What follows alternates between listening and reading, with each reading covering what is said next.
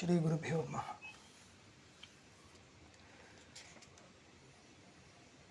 दृश्यते तु इति सूत्रस्य अन्तिमभागे विद्यमानः विषयः न स्पष्टः आसीत्, अतः पुनः उच्यते। तत्र मया यदुक्तं तथैव तत्र पुनः एकवारं वदामि। विलक्षणत्वात् ब्रह्मणः प्रपञ्चं प्रति कारणत्वं वक्तुं न शक्यते इति सांख्येन पृष्टे अस्माभिः विलक्षणयोरपि कार्यकारणभावो भवति इति समर्थितम्। अनन्तरं चेतनाचेतनविभागः प्रपञ्चे यः दृश्यते तत्र सृष्टेषु पदार्थेषु मध्ये अयं विभागः वक्तव्यः। तैत्तिरीये तथैव आगतं, सृष्टेषु पदार्थेषु चेतनाचेतनविभागः वर्तते। तर्हि वैलक्षण्यं स्थितमेव, कथं परिहरणीयम् इति पृष्टे सिद्धान्ती एकदेशी सृष्टस्यापि सर्वस्यापि चेतनत्वमेव इत्यादाय परिहारं कृतवान्। सोऽपि परिहारः भवता कर्तुं न शक्यते इति सांख्यस्य उपरि दूषणं अस्माभिः क्रियमाणमस्ति। समस्तस्य जगतश्चेतनत्वं यद्यपि अस्माकं न अभिमतं, परन्तु कृत्वा चिन्तया विभावन अविभावनाभ्यां क्वचित् चेतनत्वं विभाव्यते, क्वचित् न विभाव्यते इत्येवम् अभिव्यक्ति अनभिव्यक्तिभ्याम् अयं विभागः इति कथञ्चित् अस्माभिर्वक्तुं शक्यते, तदपि त्वया वक्तुं न शक्यते इति योजनीयमस्ति। एवमेव योजनीयं। पश्यन्तु, सृष्टेषु पदार्थेषु चेतनाचेतनविभागः इति कथम्? आत्मा तु सृष्टो नास्ति, जन्यो नास्ति। तर्हि सृष्टेषु मध्ये चेतनाचेतनविभागम् आदाय विज्ञानं च अविज्ञानं च इति श्रुतिः उपपादनीया अस्ति। तत् कथम् उपपादनीयमस्ति इत्युक्ते, सृष्टाः पदार्थाः द्विविधाः। एके तु देहेन्द्रियादयः, अन्ये तु घटादयः। तत्र देहेन्द्रियादयश्चेतनाः प्रतीयन्ते, घटादयस्तु अचेतनाः प्रतीयन्ते। देहादयस्तु जडाः, देहादयस्तु चेतनाः प्रतीयन्ते, घटादयस्तु अचेतनाः प्रतीयन्ते। तत्र घटादिषु चैतन्यम् अनभिव्यक्तम्, अस्मदीयशरीरादिषु चैतन्यम् अभिव्यक्तम् इत्यभिप्रायेण विज्ञानं च अविज्ञानं च इति श्रुतिः इति योजनीयम्। तथा च अभिव्यक्ति अनभिव्यक्तिभ्यां चेतनाचेतनविभागः इति मया वक्तुं शक्यते। त्वया वक्तुं शक्यते वा इत्युक्ते न शक्यते इति। यतोहि अयं तु विभागः भवतापि वक्तव्यः, परन्तु न शक्यते। यतोहि भवता कथं वक्तव्यमस्ति, सर्वम् अचेतनस्यैव कार्यं, तर्हि सर्वत्र अचेतनत्वमेव अस्ति। चेतनत्वं यदि शरीरादिषु प्रतीयते तत् क्वचित् अभिव्यक्तम् इति वक्तव्यं। तावता जडत्वं न अभिव्यक्तं, घटादिषु जडत्वं सम्यक् अभिव्यक्तं, शरीरादिषु जडत्वं सम्यक् न अभिव्यक्तम् इति उक्त्वा योजनीयमस्ति। मध्ये प्रश्नः कृतः, अन्तःकरणवृत्तौ तु चेतनत्वमेव अभिव्यक्तं, जडत्वं सर्वथा न अभिव्यक्तमिति। तदस्तु, कश्चित् पदार्थः तथा भवतु नाम। मया किं चिन्त्यते इदानीम्, अन्तःकरणवृत्तिः त्यज्यतां, तत्र अन्तःकरणवृत्तौ जडत्वं न अभिव्यक्तम् इति मन्यामहे, तथापि चेतनत्वमेव अभिव्यक्तम् इति चिन्तयामः। तथापि शरीरं पश्यतु, शरीरं कीदृशमस्ति? अस्मदीयं शरीरं तत् चेतनम् इति प्रतीयते इति कृत्वा तत्र चेतनत्वम् अभिव्यक्तं, परन्तु अचेतनत्वं न अभिव्यक्तम् इति वक्तुं शक्यते वा?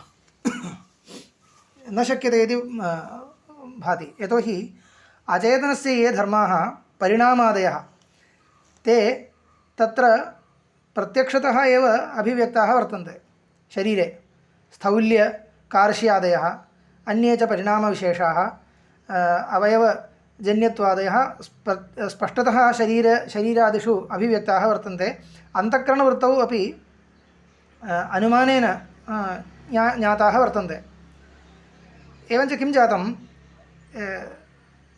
क्वचित् चेतनत्वमेव अभिव्यक्तं क्वचित् अचेतनत्वमेव अभिव्यक्तम् इति रीत्या अयं विभागः कर्तव्यः अस्ति चेतनम् अचेतनम् इति तद् भवता कर्तुं न शक्यते इति आशयः मया कर्तुं शक्यते वा इत्युक्ते मया शक्यते यतोहि घटादिषु अचेतनत्वमेव अभिव्यक्तं चेतनत्वं सर्वथा न अभिव्यक्तं शरीरादिषु चेतनत्वम् अभिव्यक्तं मद्रीत्या उच्यते वेदान्तरीत्या शरीरादिषु चेतनत्वम् अभिव्यक्तं वस्तुतो जडाः अपि चेतनत्वम् अभिव्यक्तं घटादिषु चेतनत्वं सर्वथा न अभिव्यक्तं शरीरादिषु अभिव्यक्तं चेतनत्वं घटादिषु सर्वथा न अभिव्यक्तम् इति मया उपपादयितुं शक्यते घटस्य चेतनधर्माः केऽपि न प्रतीयन्ते इति कृत्वा घटप्रकाशते इति व्यवहारोऽपि प्रकाशविषयत्वमादाय योजयितुं शक्यते न तु प्रकाश आश्रयत्वमादाय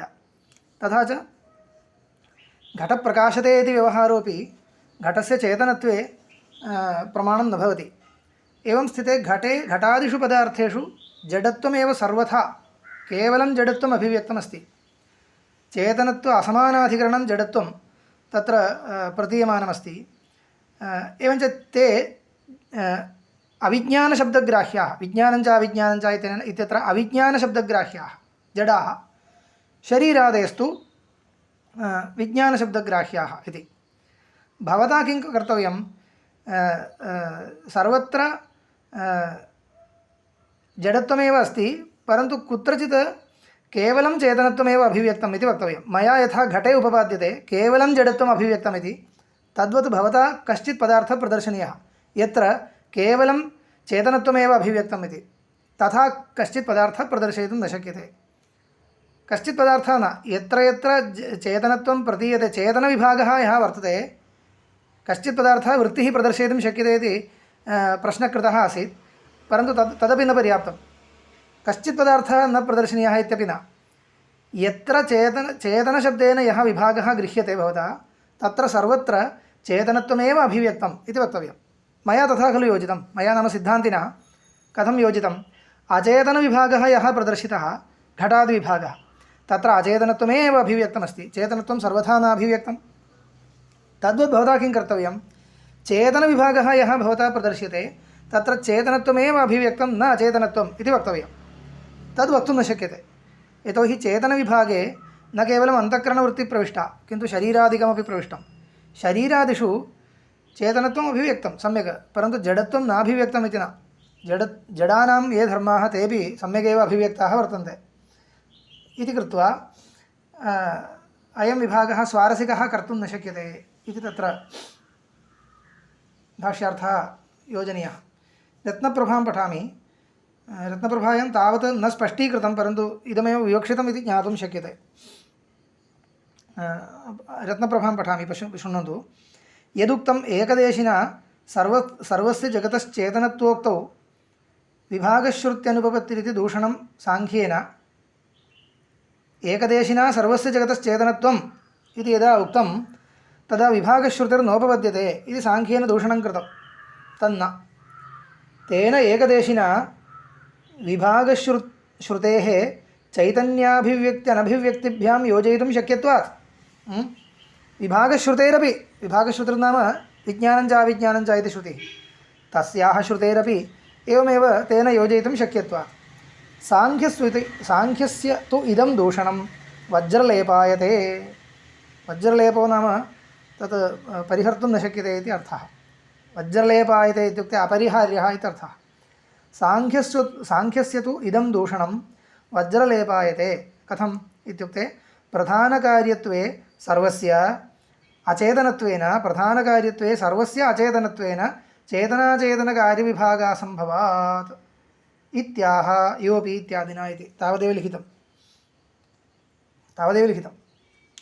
तत्र कथं तद् उपपादनीयमिति तु अस्माभिरेव वक्तव्यम् अस्तु तत्रैव त्यजामि इतः परम् अग्रिमसूत्रं किञ्चित् दूरं पठितम् असदिति चेन्न प्रतिषेधमात्रत्वात् इति अत्रापि कथं शङ्का कृता आसीत् पुनः स्पष्टीकरोमि यदि शब्दादिहीनं ब्रह्म प्रपञ्चस्य कारणम् अभ्युपगम्येत तर्हि असत्कार्यवादः एव भवता स्वीकृतः स्यात् इति अस्माकम् उपरि दूषणमुक्तं। यतोहि उत्पत्तेः पूर्वम् इदं नामरूपात्मकं विश्वं जगत् कारणतादात्म्येन तिष्ठति इति वक्तव्यं। कारणञ्च किम् इति पृष्टे शब्दादिशून्यं ब्रह्म। तर्हि शब्दादिशून्यब्रह्म तादात्म्येन इदं जगत् उत्पत्तेः पूर्वं तिष्ठति इति भवता वक्तव्यम्। अन्यथा सत्कार्यवादः समर्थयितुं न शक्यते। एतच्च वक्तुं न शक्यते। कुतः? शब्दादिहीनस्य शब्दादिमतश्च तादात्म्यायोगात्। तथा च शब्दादिमतः अस्य प्रपञ्चस्य सूक्ष्मरूपं किम् इति पृष्टे शब्दादिहीनं ब्रह्म इति तु वक्तुं न शक्यते। तयोस्तादात्म्यस्यैव वक्तुं शक्यत्वात् अतः सत्कार्यवादः भवता उपेक्षणीयः स्यात् इति प्रश्नः आसीत्। तस्य खण्डनाय सूत्रम् आरब्धम् आसदिति चेन्न प्रतिषेधमात्रत्वादिति। आसदिति चेन्न प्रतिषेधमात्रत्वादित्येन किमुच्यते? असत्कार्यवादः असत्कारणवादः आपद्येत अथवा असत्कार्यवादः आपद्येत इति इदं चोद्यम् इदम् आपादनं केवलं प्रतिषेधमात्रं न अस्य प्रतिषेध्यं वर्तते। इत्युक्ते शब्दमात्रमिदं तस्य अर्थो नास्ति इति वाच्यार्थः सूत्रस्य। प्रतिषेधमात्रं प्रतिषेधकृत इव भाति परन्तु तस्य प्रतिषेध्यं नास्ति इत्युक्ते अर्थो नास्ति इति। इत्युक्ते प्रतिषेधो व्यर्थः स्यात् इति। प्रतिषेधः कथं व्यर्थो भवति? सम्यगेव खलु अयं प्रतिषेधः समीचीनः एव इति चेत् तत्र तात्पर्यार्थस्तु एवं भवति। असत्कार्यवादापत्तिः विशिष्य या क्रियते तत्र तात्पर्यं नास्ति इत्यर्थः। तत् सम्यक् अवधारणीयं। विशिष्य भवता असत्कार्यवादः स्वीकृतः स्यात् सत्कार्यवादः उपेक्षितः स्यात् इति पर्यन्तम् अनुधावनं कृत्वा या आपत्तिः दीयते सा अस्थाने प्रतिष्यति इत्येव आशयः। इदं चोद्यं सम्यगेव परन्तु भवता एवं प्रष्टव्यमासीत्। नाम सत्कार्यवादः उपपादनीयश्चेत् कथम् उपपादनीयं? कार्यतादशायां घटादयः पदार्थाः यत्तादात्म्येन वर्तन्ते तदुत्पत्तेः पूर्वमपि सूक्ष्मरूपेण तत्तादात्म्येनैव भवति। अयं सत्कार्यवादः। कार्यभूताः घटादयः कार्यतादशायां यत्तादात्म्येन वर्तन्ते मृत्तादात्म्येन वर्तन्ते तदुत्पत्तेः पूर्वमपि सूक्ष्मरूपेण मृत्तादात्म्येनैव अस्ति इति। तर्हि कार्यतादशायां तत्तादात्म्येन वर्तते इति अङ्गीकृत्य यदि तदा उत्पत्तेः पूर्वं तत्तादात्म्येन न भवितुमर्हति इत्युक्ते अयं सत्कार्यवादस्य आक्षेपः इति कृतो भवति। भवता तु तर्हि कथं वक्तव्यम्? इदानीम् अयं प्रपञ्चः इदानीं प्रपञ्चस्य कार्यतादशा खलु। इदानीम् अयं प्रपञ्चः यद्यपि शब्दादिशून्यनिर्गुणब्रह्म तादात्म्येन स्थातुं शक्नोति तथापि उत्पत्तेः पूर्वं कथं शक्नोति इत्येवं प्रश्नः भवदीयप्रश्नः इति वक्तव्यं भविष्यति। तच्चासङ्गतं। तर्हि भवता इदानीं शब्दादिशून्यब्रह्म तादात्म्येन प्रपञ्चः स्थातुमर्हति इति अङ्गीकृतं वा इति प्रष्टव्यं। तदपि भवता न अङ्गीकर्तुं शक्यते खलु। यदि इदानीं शब्दादिशून्यब्रह्म तादात्म्येन प्रपञ्चः स्थातुं शक्नोति तर्हि उत्पत्तेः पूर्वमपि स्थातुं शक्नुयादेव। इदानीं कथं या उपपत्तिः वक्तव्या प्रपञ्चस्य ब्रह्मतादात्म्येन स्थितौ या उपपत्तिः वक्तव्या सा एव उत्पत्तेः पूर्वमपि भविष्यति इति। तथा च विशिष्य सत्कार्यवादपरित्यागप्रसङ्गः इत्येवम् अयं तर्कः भवता यः आपाद्यमानः सः न युक्तः इत्येव। सः कथम् आपादनीयः इत्युक्ते इदानीन्तनस्थितिम् अङ्गीकृत्य पूर्वं कथमासीत् इदानीं तु भवतु चिन्ता नास्ति पूर्वं तु कथम् इत्येवं आपत्तिश्चेत् सत्कार्यवादापत्तिः इति सत्कार्यवादभङ्गापत्तिः इति वक्तुं शक्यते। एतादृश आपत्तिकरणमेव अयुक्तं। यतः यदि पृच्छ्यते भवता तत् पृच्छ्यताम् इदानीं कथं प्रपञ्चः निर्गुणब्रह्मतादात्म्येन कथं वर्तते इति। मया तु सर्वकाले सत्कार्यवादिना यत्किञ्चित् कारणम् उच्यते तत् तादात्म्येनैव सर्वकाले तिष्ठति इति वक्तव्यं। तदा खलु सत्कार्यवादः आयाति। उत्पत्तेः पूर्वं तादात्म्येन तिष्ठति उत्पत्त्यनन्तरं तु न इत्युक्ते सत्कार्यवादो न। अतः विशिष्य इयं सत्कार्यवाददूषणं क्रियमाणं तु असङ्गतम् इति आशयः। तर्हि भवता शिष्यो भूत्वा प्रष्टव्यं किम् इदानीमपि कथं निर्गुणब्रह्मभावेन तिष्ठति इति। तया मया उत्तरं वक्ष्यते, सः अन्यो विषयः। तत्र किं भवति, शब्दादिशून्यं ब्रह्म कारणं कथं भवति इत्युक्ते तत्र विवर्तकारणत्वमेव उच्यते। तस्य तु शब्दादिहीनत्वेपि विवर्तकारणत्व उपपादने कोऽपि क्लेशो नास्ति। मायाद्वारैव कारणत्वं, मायाया एव परिणामिकारणत्वम् इत्यादिकं समाधानं तु भविष्यति, सः अन्यो विषयः। तथा च मिथ्यात्ववाद एव आयाति, मायाद्वारा परिणामः इत्यादिकं यदा आनीयते तदा मिथ्यात्वं स्वीकृत्य तत्र आरोपितस्य गुणेन दोषेण वा अधिष्ठानस्य स्पर्शो नास्ति उच्यते खलु अध्यासभाष्ये। न तत्कृतेन गुणेन वा दोषेण वा स सम्बध्यते इत्युक्तम्। एवञ्च विवर्तोपादानकारणं यदस्ति तस्य शब्दादिहीनत्वेपि शब्दादिहीनं शब्दादिमन्तं प्रपञ्चं प्रति तत्र अधिष्ठानत्वे विवर्तोपादानत्व निरूपणे कोऽपि क्लेशो नास्ति। शुक्त्यवच्छिन्नचैतन्यस्य रजतत्वाभावेपि रजतत्वविशिष्टस्य प्रातिभासिकस्य पदार्थस्य उत्पत्तौ तत् विवर्तोपादानम् इति सम्यगेव अस्माभिः समर्थयितुं शक्यते इति। एवञ्च सः अन्यः प्रश्नः इति भविष्यति, तावदेव। एवं सूत्रस्य तात्पर्यं वक्तव्यं। पुनः पठामि। यदि चेतनं शुद्धं शब्दादिहीनं च ब्रह्म तद्विपरीतस्य अचेतनस्य अशुद्धस्य शब्दादिमतश्च कार्यस्य कारणमिष्येत असत्तर्हि कार्यं प्रागुत्पत्तेरिति प्रसज्येत। अनिष्टं चैतद् असत्कार्यवादिनम् अनिष्टं चैतत् सत्कार्यवादिनस्तव इति चेत् नैष दोषः। प्रतिषेधमात्रत्वात् प्रतिषेधमात्रं हि इदं नास्य प्रतिषेधस्य प्रतिषेध्यमस्ति। न ह्ययं प्रतिषेधः प्रागुत्पत्तेः सत्त्वं कार्यस्य प्रतिषेद्धुं शक्नोति। अत्रैव तात्पर्यमस्ति, पश्यन्तु। न ह्ययं प्रतिषेधः प्रागुत्पत्तेः सत्त्वं कार्यस्य प्रतिषेद्धुं शक्नोति इत्युक्ते विशिष्य उत्पत्तेः पूर्वं कार्यस्य कारणतादात्म्येन सत्त्वं किञ्चित् योजयित्वा पठनीयं। न ह्ययं प्रतिषेधः विशिष्य प्रागुत्पत्तेः इत्युक्ते उत्पत्तेः प्राक् कार्यस्य सत्त्वं नाम कारणतादात्म्येन सत्त्वं प्रतिषेद्धुं शक्नोति। कार्यस्य कारणतादात्म्येन सत्त्वप्रतिषेध एव सत्कार्यवादप्रतिषेधः इति सामान्यतः न। उत्पत्तेः पूर्वं सत्त्वप्रतिषेधः सः विशिष्य कर्तव्यश्चेत् न कर्तुं शक्यते। कुतः विशिष्य सः प्रतिषेधः किमर्थं कर्तुं न शक्नोति इत्युक्ते कथम् इत्युक्ते उच्यते यथैव हि इदानीमपि इदं कार्यं कारणात्मना सदेव सत् एवं प्रागुत्पत्तेरपि इति गम्यते।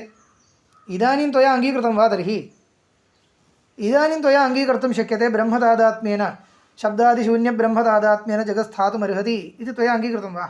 तद् अङ्गीकृत्य खलु तत्र आपत्तिः कर्तव्या।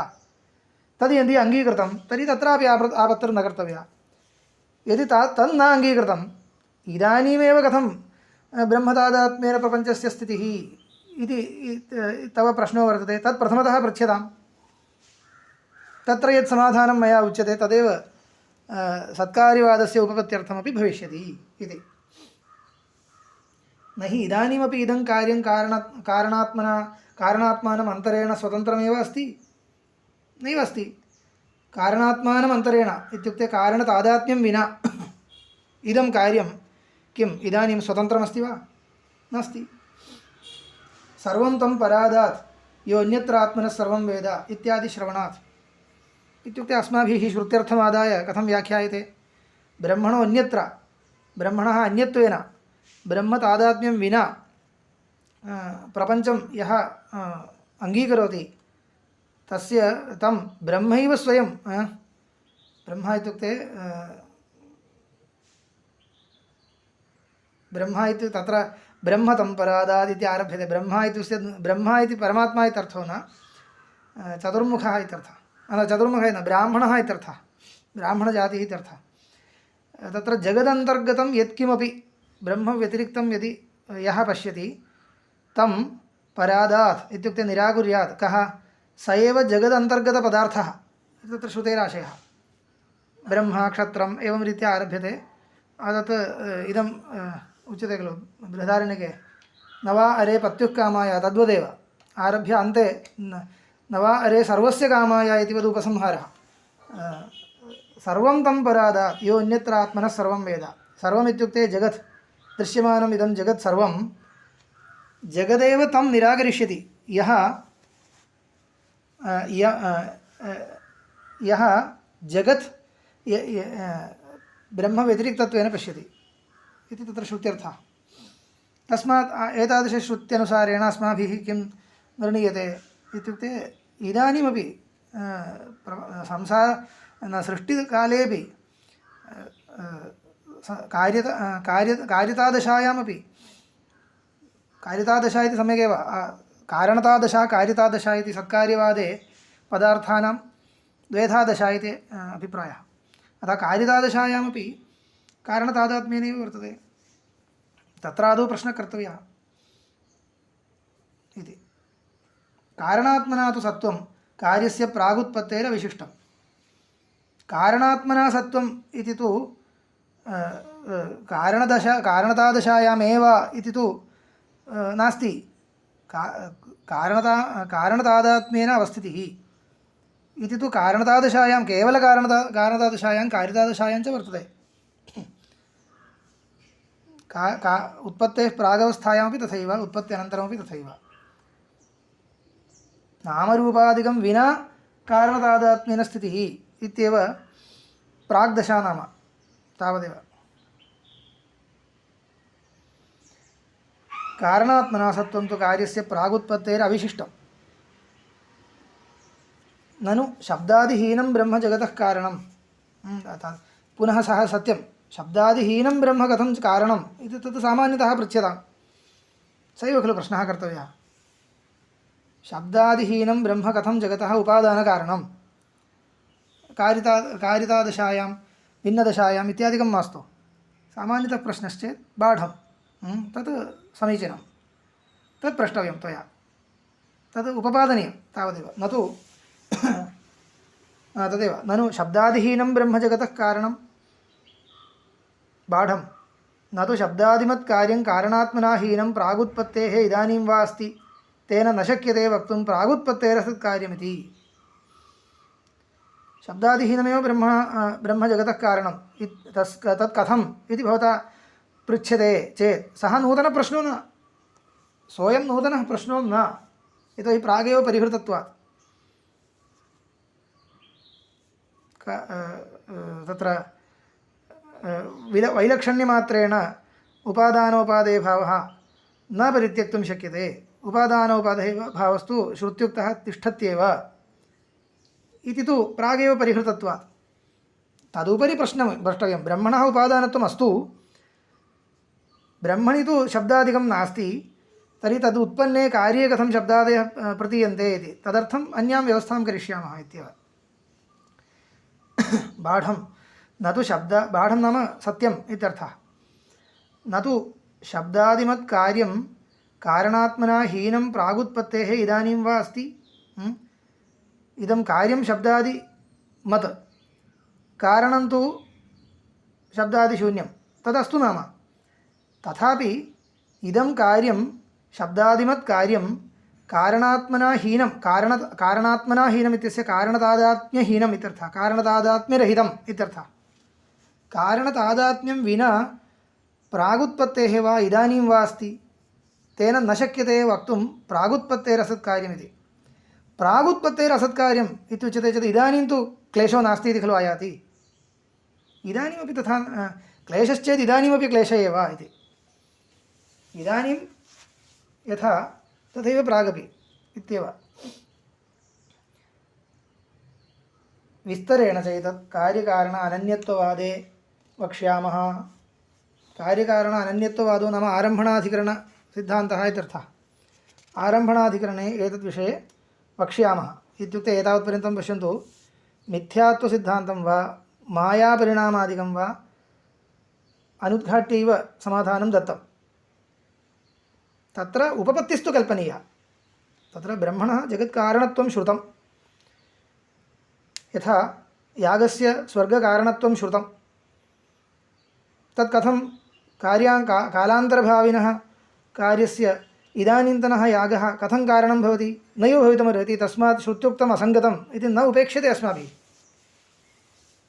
श्रुत्या यदि तथैव उच्यते तर्हि तद् अपूर्वादिपरिकल्पनद्वारा उपपत्तिं प्रकल्प्य रक्षणीयः सः श्रुते उपदेशः मध्ये अपूर्वं भवति अपूर्वं तिष्ठति इत्युक्त्वा स्वर्गकामो यजेत उक्तः कार्यकारणभावः यथा योज्यते तद्वदेव किं श्रुतं तत् प्रथमतः चिन्तनीयं तत्र पुरस्फूर्तिक अनुपपत्तिः परिहर्तुं शक्यते तावदेव अनन्तरम् अन्यत् सर्वम् उपपत्ति प्रकल्पनीया इत्येव तर्हि श्रुतं ब्रह्मणः जगत्कारणत्वं स्वीकृतं विलक्षणयोः कथं जगत्कारणत्वम् इति तर्कोऽपि भवदुक्तरीत्या नास्ति इति तर्कस्यापि व्यभिचारः प्रदर्शितः चेतनाचेतनयोरपि लोके चेतनत्वेन व्यवह्रियमाणस्य अचेतनत्वेन व्यवह्रियमाणं प्रति कारणत्वं लोके दृश्यते तर्हि लोकानुसारी खलु तर्को नाम लोकानुसारी चेत् अयं तर्कः अस्माकं बाधको नास्ति इत्युक्त्वा खण्डनं च कृतं तर्हि जगत्कारणत्वं श्रुतं तु जगत्कारणत्वं स्वीकृतम् इतः परं शब्दादिशून्यस्य शब्दादिमन्तं प्रपञ्चं प्रति कथं कारणत्वमिति पृष्टे सः अन्यः प्रश्नः स च उपपादयिष्यते इति कुत्र आरम्भणाधिकरणे अनन्यत्वं कथं तत्र शब्दादिहीनस्य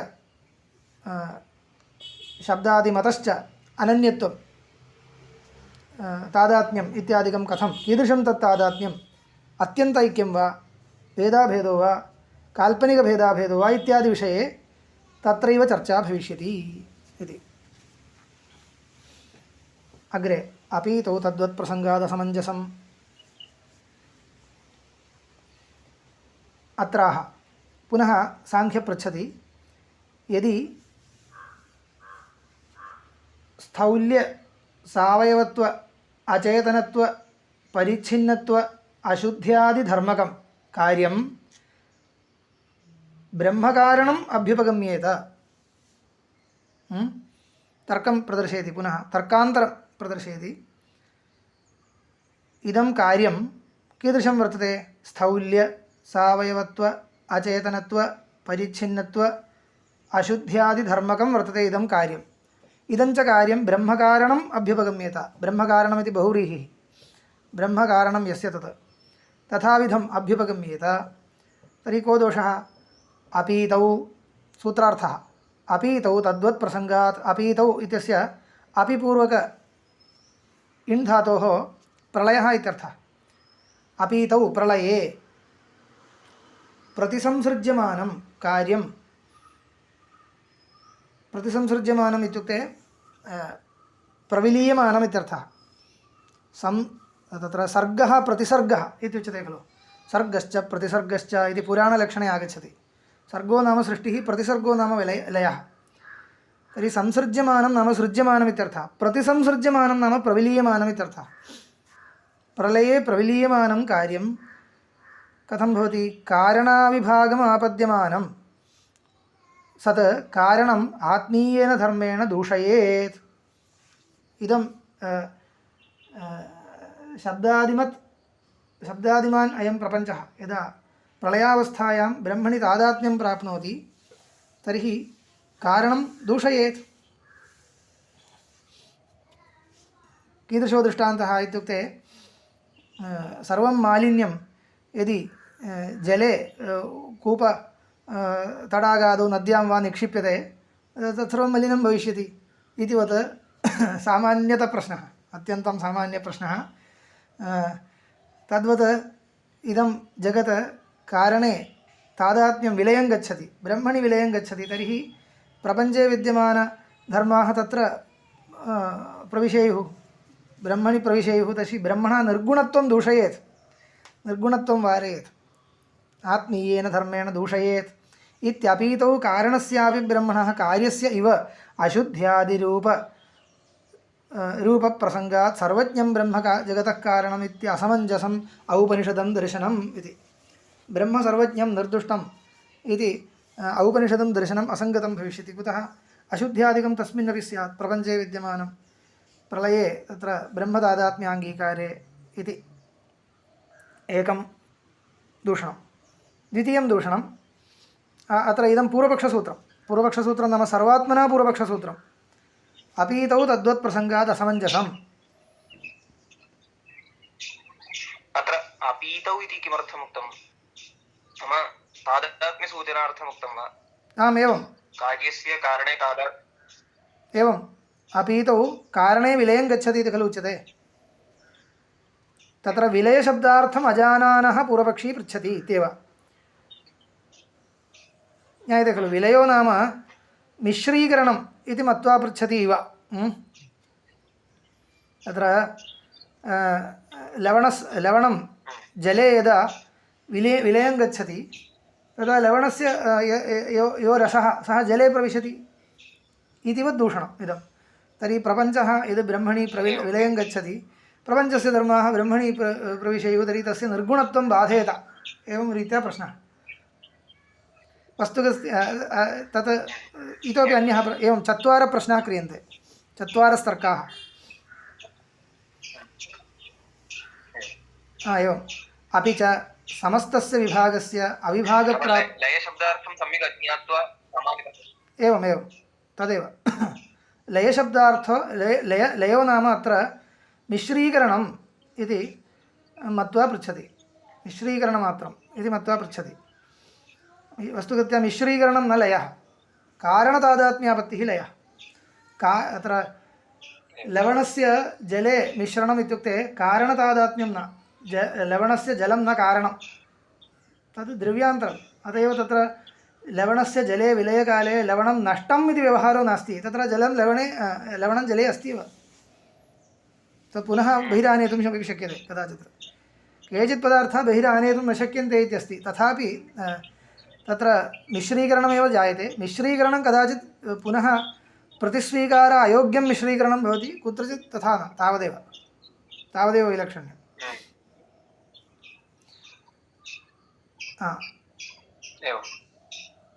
अपि च समस्तस्य विभागस्य अविभागप्राप्तेः पुनरुत्पत्तौ नियमकारणाभावात् भोक्तृभोग्यादिविभागोपपत्तिर्न प्राप्नोति इत्यसमञ्जसं। द्वितीयम् असामञ्जस्यं पृच्छति। समस्तस्य विभागस्य, इदानीं प्रपञ्चे महान् विभागः वर्तते, सर्वं विभक्तं वर्तते।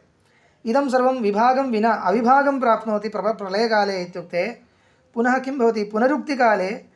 पुनरुत्पत्तिकाले नियमकारणाभावात् भोक्तृभोग्यादिविभागोपपत्तिर्न स्यात्।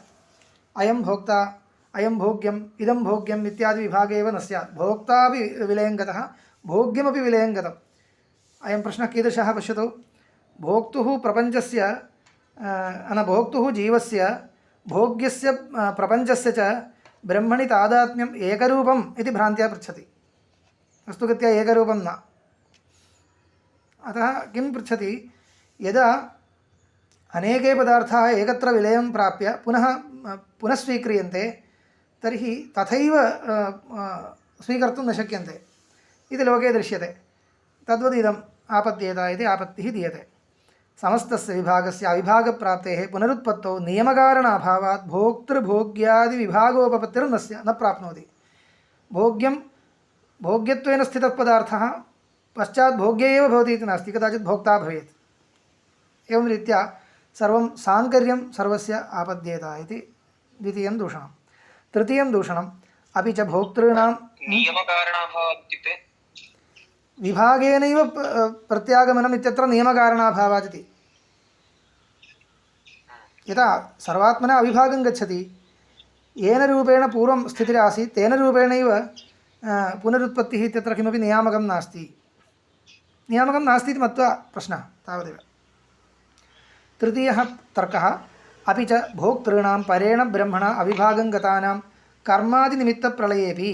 तदानीं शङ्कते नियमकारणाभावादिति उक्तं, तथा न, कर्मादिकं नियामकं वर्तते, तत्र कर्मसम्बन्धानुसारेणैव इदं सर्वं। तर्हि कर्मानुसारेण सर्वोपि विभागः, अदृष्टानुसारेण विभागस्तिष्ठति इति उच्यते चेत् तदुपरि उच्यते अपि च भोक्तॄणां परेण ब्रह्मणा अविभागं गतानां कर्मादिनिमित्तप्रलयेपि पुनरुत्पत्तौ अभ्युपगम्यमानायां मुक्तानामपि पुनरुत्पत्तिप्रसङ्गादसमञ्जसम् इति। तदुपरि पूर्वपक्षी वदति भोः कर्मणः अपि प्रविलयः जायते खलु, कर्म इति किञ्चित् प्रविलयं विना तिष्ठति वा, तर्हि नियामकं किञ्चित् स्यात्। अतः कर्मनिमित्तः पुनः विभागेन पुनरुत्पत्तिः इति भवता वक्तुं न शक्यते। तथा वक्तव्यं चेत् कर्मणः विलयं विना स्थितिर्वक्तव्या, तर्हि कर्म न प्रविलीयते इत्युक्ते प्रलयो न स्यात् सः, सर्वस्यापि प्रलयो वक्तव्यः, तर्हि कर्मणोपि प्रलयो वक्तव्यः इति। अतः नियामकं किमपि नास्त्येव इत्येव जायते। तथा च किं जातं, भोक्तॄणां परेण ब्रह्मणा अविभागं गतानां, प्रलयकाले परेण ब्रह्मणा अविभागं गतानां कर्मादिनिमित्तप्रलये अपि पुनरुत्पत्तौ इत्युक्ते कर्मादिनिमित्तं, पुनरुत्पत्तेः निमित्तं किमस्ति, कर्म इति वक्तव्यं। प्रलयकाले सर्वं प्रलीनं, पुनरपि सृष्टिः किमर्थं क्रियते, प्रलीनस्य सर्वस्य पुनरुत्पत्तौ किं कारणम् इति पृष्टे भवता एवं वक्तव्यमासीत्, कर्म वर्तते, कर्मणां तत्र प्रविलयो न जातः इति, तथा वक्तुं न शक्यते। कर्मणामपि प्रविलयो जात एव इति वक्तव्यम्। एवञ्च कर्मानुसारेण पुनरुत्पत्तिः इति वक्तुं न शक्यते, कर्मणः अपि प्रविलीनत्वात्। तथा च किं वक्तव्यं, कर्मापि प्रविलीनमेव, प्रलयकाले सर्वं प्रविलीनं, तथापि पुनरुत्पत्तिर्भवति। किमर्थम् इत्यस्य उत्तरं नास्ति, एवमेव भवति इति वक्तव्यं।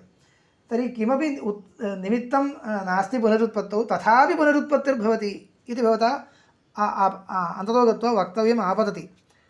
अस्तु, इष्टापत्तिः तस्य स्वभावः सः, प्रलयं गतः पुनरुत्पद्यते इति तस्य प्रलयं गतस्य स्वभावः, किमपि नियामकं वर्तते इति न, प्रलयं गतस्य अयं स्वभावः पुनरुत्पद्यते इति एवं भवता यदि समर्थनं क्रियते तर्हि कः दोषः, मुक्तानामपि पुनरुत्पत्तिप्रसङ्गात्, मुक्तानामपि पुनः संसारापत्तिः, मुक्तानां पुनरुत्पत्तिर्नाम मुक्तानां पुनः संसारः स्यात्।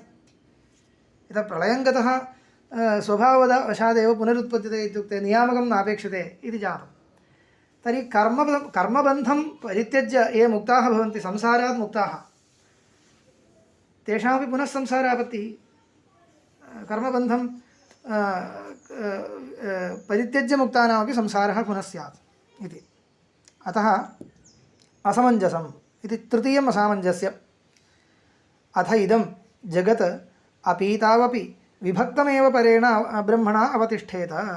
पश्यन्तु, एतेषां प्रश्नानां परिहाराय भवता यदि एवमुच्येत, किम्, अपीतावपि प्रलयकालेपि इदं जगत् ब्रह्मणा सह विभक्तमेव तिष्ठति भोः, तथा भवता यथा चिन्त्यते तथा अत्यन्तम् अविभागं गच्छति इति न, किञ्चित् विभक्तमेव तिष्ठति, विभक्तमेव परेण ब्रह्मणा अवतिष्ठेत, परेण ब्रह्मणा विभक्तमेव अवतिष्ठते इत्युच्यते वा। तर्हि एवमपि अपीतिश्च न सम्भवति, कारणाव्यतिरिक्तं च कार्यं न सम्भवति इत्यसमञ्जसमेव। तर्हि अपीतिः न सम्भवति तदेव, एवमपि अपीतिश्च न सम्भवति। अपीतिः नाम प्रलयः खलु, तस्य प्रलयः इत्येव वक्तुं न शक्यते, अपीतिश्च न सम्भवति, कारण अव्यतिरिक्तं च कार्यं न सम्भवति, कारण अव्यतिरिक्तं कार्यं न सम्भवति इति असमञ्जसमेव इति।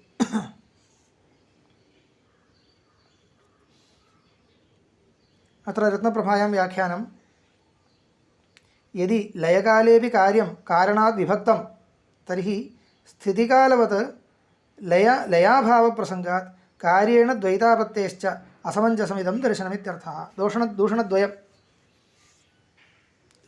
अयं लयपदार्थो न भवति इत्येकं दूषणं, द्वितीयं दूषणं द्वैतापत्तिः, कारण अव्यतिरिक्तं च कार्यं न सम्भवति, भवन्मतं न सिद्ध्यति इति, भवतां मते कार्यं कारणाव्यतिरिक्तम् इत्युक्त्वा खलु अद्वैतं समर्थनीयम्, तदर्थं केनचित् रूपेण सर्वस्यापि ब्रह्माव्यतिरिक्तत्वं भवता समर्थनीयमस्ति, तत् समर्थयितुं न शक्यते इति कृत्वा द्वैतापत्तिः, अद्वैतसिद्धान्तस्य व्यवस्थापनं न स्यात् इति दूषणान्तरं, कारणाव्यतिरिक्तं च कार्यं न सम्भवति इत्यसमञ्जसमेव इति चतुर्विधं पञ्चविधं वा असामञ्जस्यम् अत्र उक्तमस्ति। तस्य खण्डनार्थम् अग्रिमं सूत्रं, न तु दृष्टान्तभावात् न तु इति खण्डनं कुतः दृष्टान्तभावात् इत्युक्ते कोऽर्थः भवदुक्तं सर्वं खण्डयितुं भवदुक्तां सर्वाम् आपत्तिं परिहर्तुम् अस्माकं पक्षे दृष्टान्तस्य सत्वात् इत्यर्थः दृष्टान्त अभावात् इति न अस्माकं पक्षे दृष्टान्तस्य सत्वात् तर्कस्तु दृष्टान्तानुसारेण खलु कर्तव्यः अहं प्रदर्शयामि कार्यं कारणात्मना प्रविलयं गच्छति चेत् तत्र कार्यगतधर्माः सर्वेपि कारणे प्रविशन्ति इति भवता आपादनं कृतं तथा न भवति वा कथं न भवति इत्युक्ते दृष्टान्तं प्रदर्शयामि न भवति इत्यत्र दृष्टान्तस्य सत्वात् एवं सूत्रार्थः पश्यामः भाष्यं वेगेन पठितुं शक्यते नैव अस्मदीये दर्शने किञ्चित् असामञ्जस्यमस्ति यत्तावद् अभिहितं कारणम् अभिगच्छत् कार्यं कारणम् आत्मीयेन धर्मेण दूषयेत् इति कारणम् अभिगच्छत् कार्यम् इत्युक्ते कार्यं कारणम् अभिगच्छत् कार्यम् इति कर्तृपदं कार्यं कारणम् अभिगच्छत् कारणम् इति द्वितीयान्तं कार्यं कारणम् अभिगच्छत् तच्च कारणम् आत्मीयेन धर्मेण दूषयेत् अत्रापि कारणम् इति द्वितीयान्तं पदं कार्यम् इति कर्तृपदं कार्यं कारणं दूषयेत् कथम् आत्मीयेन धर्मेण तत्र दूषणं नाम स्वकीयधर्माणां तत्र अन्यत्र आपादनमेव इति यद् भवता आपादितं तद्दूषणमेव न कस्मात् दृष्टान्तभावात् सन्ति हि दृष्टान्ताः यथा कारणम् अभिगच्छत् कार्यं कारणम् आत्मीयेन धर्मेण न दूषयति इत्यत्र तद्यथा शरावादयो मृत्प्रकृतिकाः विकाराः शरावादयः ये मृत्प्रकृतिकाः विकाराः विभागावस्थायाम् उच्चावच मध्यमप्रभेदाः पुनः प्रकृतिमभिगच्छन्तः न ताम् आत्मीयेन धर्मेण संसृजन्ति इति कश्चित् शरावः प्रलयकालो नाम कोऽर्थः तस्य विनाशः इत्येव विनाशो जातः एवमेव प्रलयो नाम मृत्तिकायां प्रलीनः इत्युक्ते विनाशं गतः इति लोके व्यवहारो भवति तत्र किम् आत्मीयधर्माः तत्र वक्रत्व आदयः तस्य ये विशेषाः ते तत्र मृदि संसृजन्ति वा किं वक्तव्यं समावेशयन्ति वा न समावेशयन्ति रुचकादयश्च सुवर्णविकाराः अपीतौ सुवर्णम् आत्मीयेन धर्मेण संसृजन्ति न संसृजन्ति सुवर्णविकार रुचकेषु ये विशेषाः ते विशेषाः रुचकस्य सुवर्णे प्रलयकाले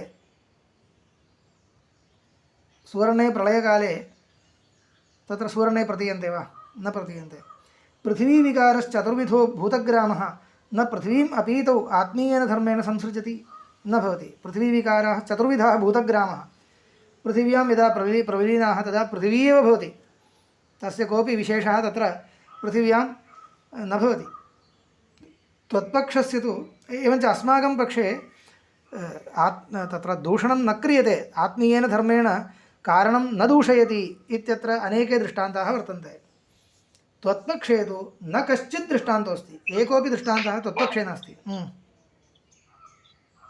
वस्तुगत्यशुक्तिरूपी दृष्टान्तः आनेतुं शक्यते खलु न आनेतव्यः अत्र तु केचन धर्माः उपादाने प्रतीयन्ते केचन न प्रतीयन्ते न कोऽपि धर्मः न प्रतीयते कः धर्मः प्रतीयते कार्यगतः इदानीं उपादेये घटे कश्चन कृष्णवर्णः वर्तते चेत् उपादानेपि भविष्यति न भविष्यति सः कृष्णवर्णस्तु कृष्णवर्णांशस्य तु प्रविलयो नास्ति मिश्रीकरणमात्रं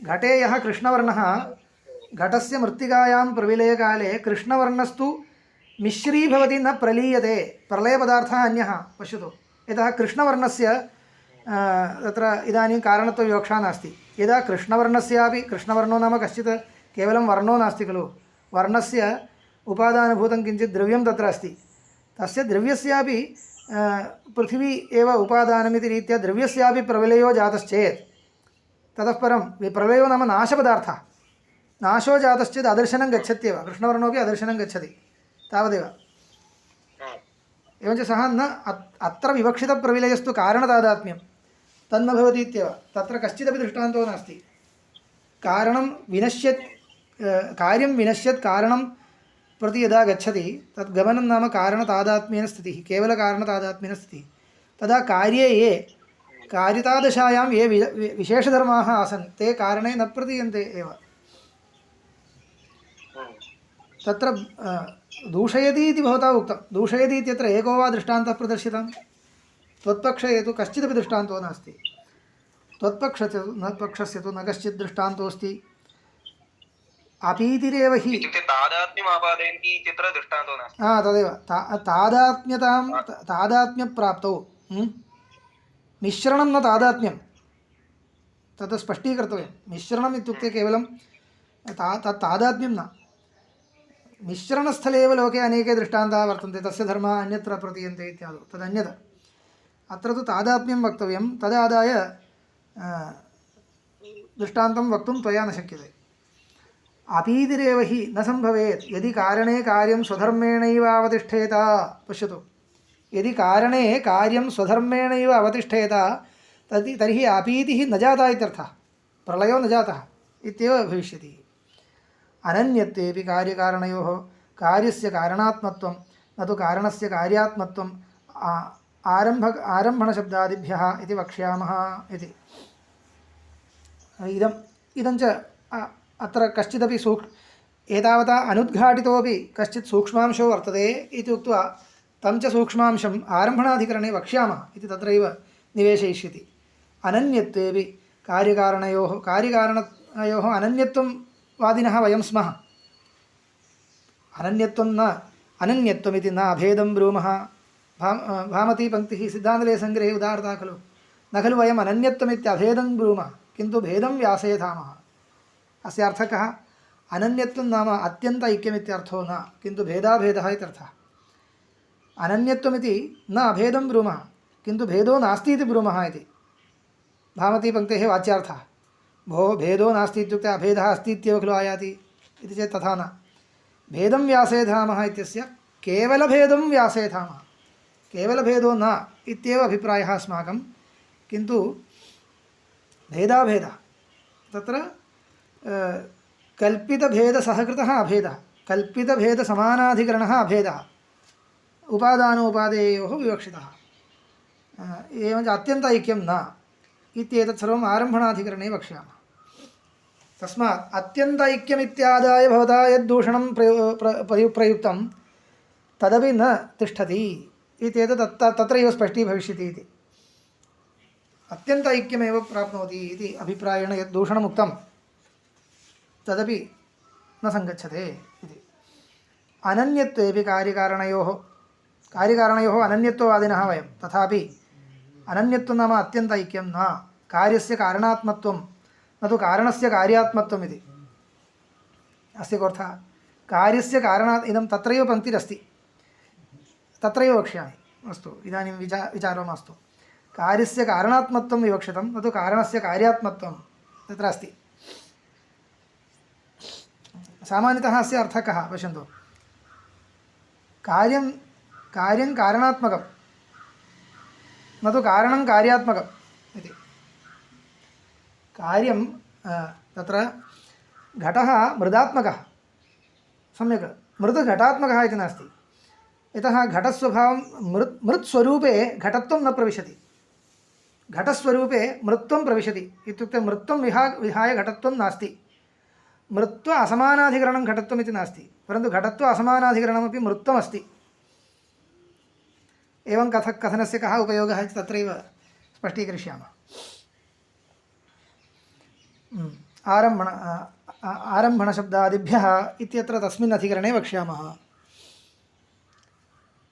एतावत् जातम् अत्यल्पं चेदमुच्यते कार्यम् अपीतौ आत्मीयेन धर्मेण कारणं संसृजेत् इति पश्यन्तु अत्र ऐतरेय भाष्ये अस्ति खलु अत्यल्पमिदं भवता पृष्टं बहुचात्र चोदयितव्यम् इतिवत् अत्यन्तं स्वल्पः आक्षेपः भवता कृत इति भाति भवता अस्मान् खण्डयितुम् आगतेन भवता अत्यल्पमिदं पृच्छ्यते कार्यम् अपीतौ आत्मीयेन धर्मेण कारणं संसृजेत् इति स्थितावपि समानोऽयं प्रसङ्गः स्थितिकाले किमर्थं न पृच्छति कार्यकारणयोः अनन्यत्वाभ्युपगमात् वयं तु अनन्यत्ववादिनः स्थितिकालेपि अनन्यत्वं ब्रूमः खलु न केवलं प्रलयकाले स्थितिकालेपि प्रष्टव्यं भवता इदं सर्वं यदयमात्मा आत्मैवेदं सर्वं ब्रह्मैवेदं पुरस्तात् सर्वं खल्विदं ब्रह्म इत्येवम् आद्याभिर्हि श्रुतिभिः अविशेषेण त्रिष्वपि कालेषु कार्यस्य कारणानन्यत्वं श्राव्यते इति इदं सर्वं यत् अयमात्मा अस्ति इत्येव उच्यते अयमात्मा भवति अभूत् इति न भविष्यति इति वा न इदानीमपि तथैव इति इदम् इति परिदृश्यमानं प्रपञ्चं प्रदर्श्य वर्तमानकालीनम् अनन्यत्वं वदति श्रुतिः तर्हि अविशेषेण त्रिष्वपि कालेषु कार्यस्य कारणानन्यत्वं श्राव्यते तत्रयः परिहारः सः प्रलयकालेपि भविष्यति इति वाक्यार्थः तत्रयः परिहारः कः परिहारः कार्यस्य तद्धर्माणां च अविद्याध्यारोपितत्वान्नतैः कारणं संसृज्यते इति तत् वक्ष्यते इदानीम् अस्य अधिकरणस्य विषयो न अग्रिमाधिकरणेन स्पष्टीकरिष्यते इति तदत्र अग्रिमाधिकरणे साधयिष्यमाणं विषयं प्रागेव उपोद्घातरूपेण श्रावयति तावदेव कार्यस्य तद्धर्माणाञ्च अध्यारोपितत्वान् नदैः कारणं संसृज्यते इति अपीतादौपिससमानः इति मया तु अविद्या मायावादिना मायामादाय व्यवस्था क्रियते मायाकृतास्ते धर्माः भवन्ति ते धर्माः तत्र विवर्तोपादाने न संसृज्यन्ते इति मम तु मायाविन्यायेन सुलभः परिहारः अपीतावपि समानः अस्ति च अयमपरो दृष्टान्तः यथा स्वयं प्रसारितया मायया मायावी त्रिष्वपि कालेषु न संसृज्यते अत्र दृष्टान्तभावादित्यस्य व्याख्यान्तरं पूर्वस्य प्रश्नस्य समाधानाय अपीतौ तद्वत्प्रसङ्गादसमञ्जसम् इत्यस्य द्वेधा वक्तव्यं सामान्यतः उपादानोपादेय भावस्थलमादायापि तत्र भवदुक्तदूषणपरिहाराय मया दृष्टान्तो वक्तुं शक्यते वस्तुगतिमनुरुध्यापि वक्तुं शक्यते इति तत्र मायाविन्यायः मायाविदृष्टान्तः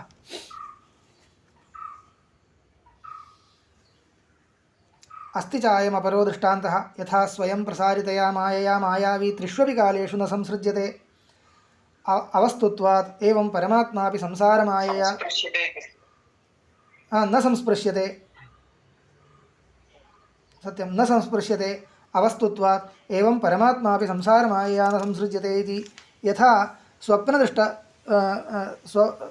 स्वप्नदृक् एकः स्वप्नदर्शनमायया न संसृज्यते स्वप्ने यत्किञ्चित् दृश्यते तत्सर्वं तस्य वस्तुगत्या स्वरूपे न भवति न संसृज्यते प्रबोधसम्प्रसादयोः अनन्वागतत्वात् प्रबोधसम्प्रसादयोः अनन्वागतं खलु तत् स्वप्नदृश्यं जाग्रद्दृश्यं वा तर्हि प्रबोधसंसारयोः अन्वागतं यत् स्वरूपं प्रबोधसंसारो न सम्प्रसादः प्रबोधसम्प्रसादयोः अनुगतं यत् स्वरूपं तस्मिन् स्वरूपे अत्र जाग्रद्धर्माणां स्वप्नधर्माणां च प्रबोधधर्माणां स्वप्नधर्माणां च सम्बन्धो न भवति एवम् अवस्थात्रयसाक्षी एकः अव्यभिचारी अवस्थात्रयेण व्यभिचारिणा न संस्पृश्यते इति मया उपपादयितुं शक्यते मायामात्रं ह्येतत् परमात्मनः अवस्थात्रयात्मानौ आत्मना अवभासने रज्ज्वा इव अवभासने इत्यस्ति वा अवभासन्ते इत्यस्ति वा पाठः कथमस्ति मायामात्रं ह्येतत् परमात्मनः अवस्थात्रयात्मना अवभासने इति सम्यक् अवभासनम् इति अस्ति वा अस्तु मायामात्रं ह्येतत् अस्तु मायामात्रम् इत्यत्र अन्वयः तर्हि अवभासनं रज्ज्वा इव अस्तु रज्ज्वा इव सर्पादिभावेन इति अत्रोक्तं वेदान्तार्थसम्प्रदायविद्भिराचार्यैः अनादिमायया सुप्तो यदा जीवः प्रबुध्यते अजमनिद्रमस्वप्नं अद्वैतं बुध्यते तदा गौडपादकारिका अनादिमायया सुप्तः जाग्रत्कालेऽपि सुप्त एव इति जाग्रत्कालेऽपि अयम् अनादिमायया सुप्तः सः यदा जीवः प्रबुध्यते नाम ब्रह्मसाक्षात्कारेण प्रबुध्यते संसारात् प्रबुध्यते मायाख्यां निद्रां परित्यजति तदा अजम् अनिद्रम् अस्वप्नम् अद्वैतं बुध्यते तदा इति गौडपादकारिका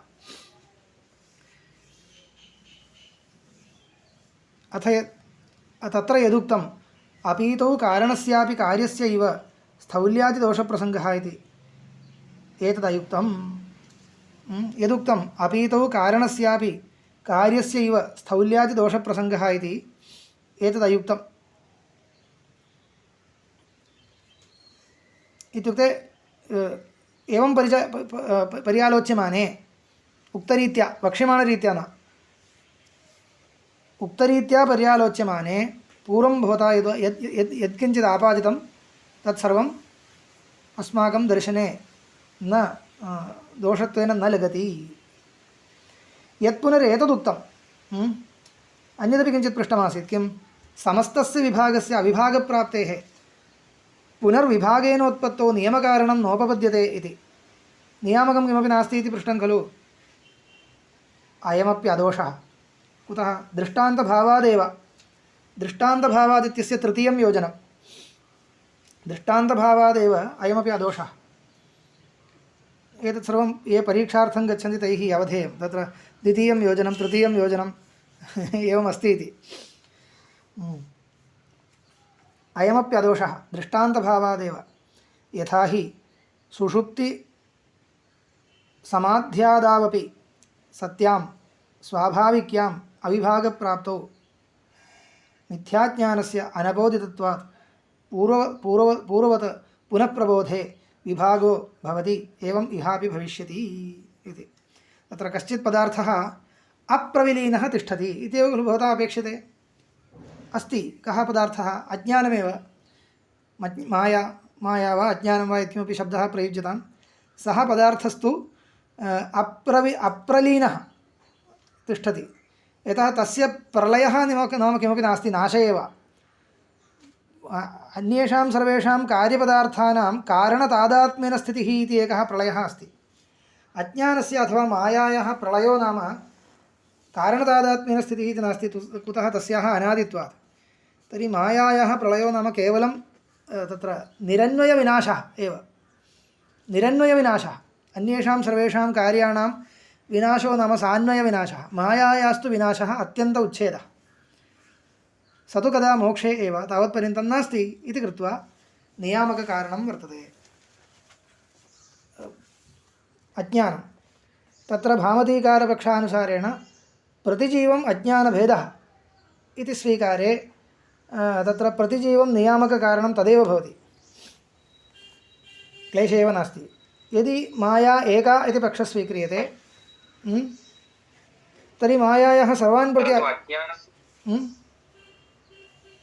अज्ञानस्यापि तत्तत् कर्माश्रयत्वेन नियामकत्वं वक्तव्यं खलु अस्तु कर्मापि सूक्ष्मरूपेण तत्र तिष्ठति अत्यन्तप्रविलयो न जातः खलु तावदेव परन्तु स्थूलरूपेण अभिव्यक्तस्य कर्मणः एव तथा नियमो नास्ति अभिव्यक्तस्य कर्मणः एव खलु तत् कार्यारम्भं कर्तुम् एवं नियमो नास्ति इति सूक्ष्मरूपेण स्थितस्य नास्ति नास्ति नास्ति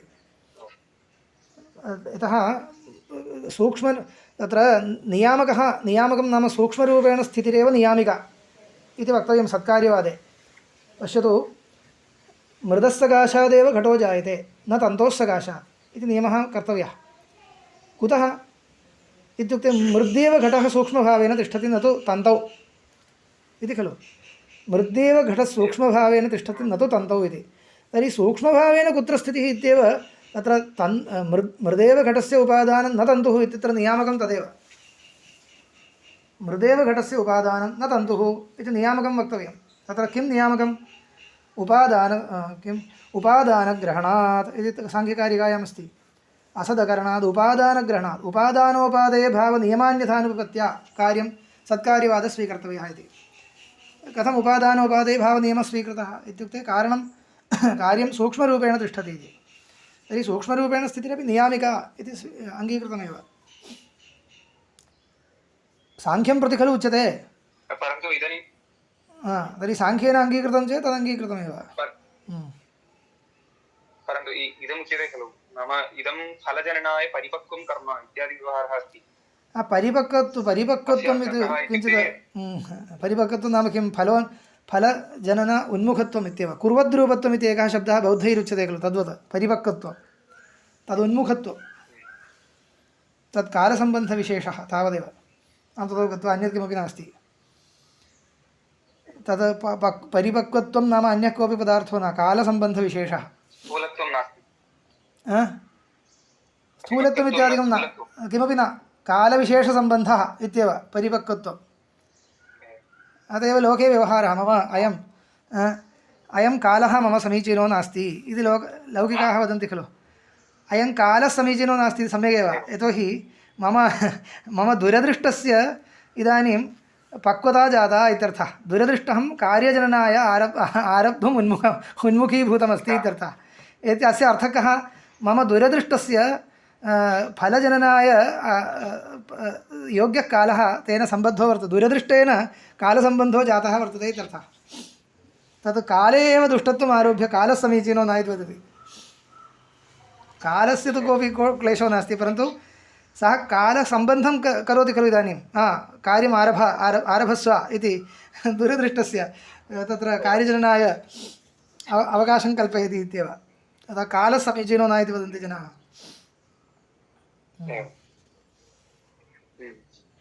अत्र पठित्वा समापयामि इदानीम्। अत्र किमपि नास्ति, विषयः जातः। यत् पुनरेतदुक्तं समस्तस्य विभागस्य अविभागप्राप्तेः पुनर्विभागेन उत्पत्तौ नियमकारणं नोपपद्यते इति अयमपि अदोषः। कुतः? दृष्टान्तभावादेव। यथा हि सुषुप्तिसमाध्यादावपि सत्यां स्वाभाविक्याम् अविभागप्राप्तौ मिथ्याज्ञानस्य अनपोदितत्वात् अनष्टत्वात् पूर्ववत् पुनः प्रबोधे विभागः भवत्येव। एवम् इहापि भविष्यति। प्रलयकालेपि स एव न्यायः। श्रुतिश्चात्र भवति, इमाः सर्वाः प्रजाः सति सम्पद्यन विदुः सति सम्पद्यामः इति। तैः व्याघ्रो वा सिंहो वा वृको वा वराहो वा कीटो वा पतङ्गो वा दंशो वा मशको वा यद्यद्भवति तदाभवन्ति इति। एवं खलु पठनीयं। तदा भवन्ति इति न। यथा हि अविभागेपि परमात्मनि मिथ्याज्ञानप्रतिबद्धो विभागव्यवहारः। प्रतिबद्धः इति शब्दः वर्तते, सम्बद्धः इत्यर्थे। यथा ह्यविभागेपि परमात्मनि मिथ्याज्ञानप्रतिबद्धः, मिथ्याज्ञानेन सम्बद्धः। प्रतिबद्धः इति शब्दः सम्बद्धः इत्यर्थे प्राचीनग्रन्थेषु बहुलतया प्रयुज्यते। अविभागेपि परमात्मनि मिथ्याज्ञानप्रतिबद्धः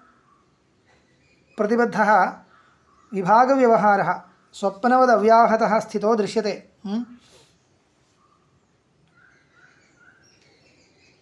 एवम् अपीतावपि मिथ्याज्ञानप्रतिबद्धैव शक्तिरनुमास्यते।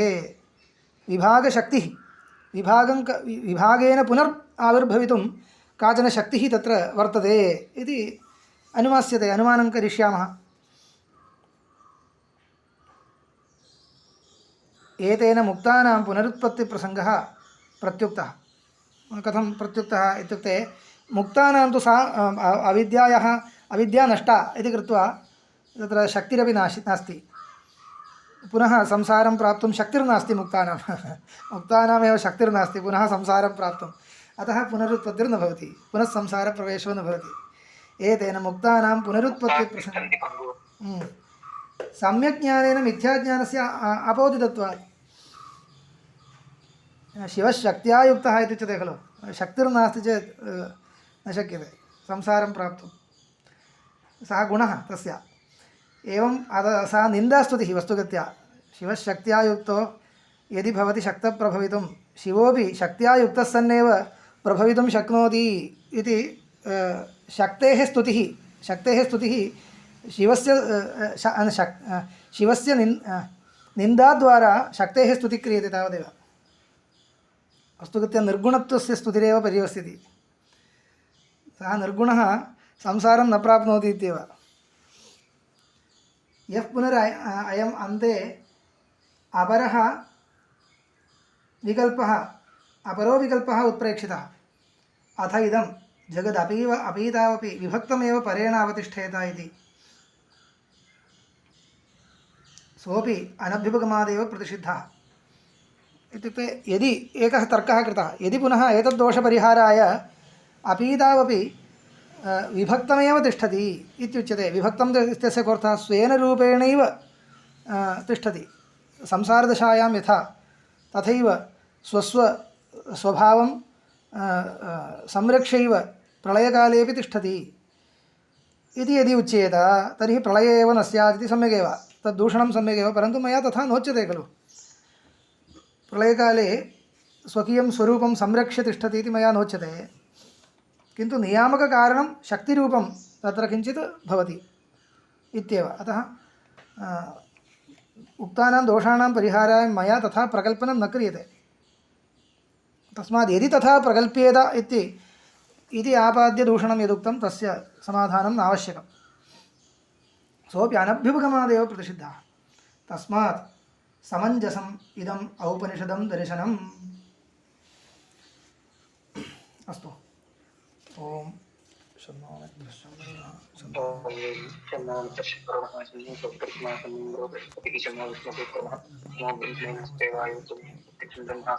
प्रत्यक्षं ब्रह्मावादिशं प्रथमवादिशं सत्यमवादिशं तन्मामादिशं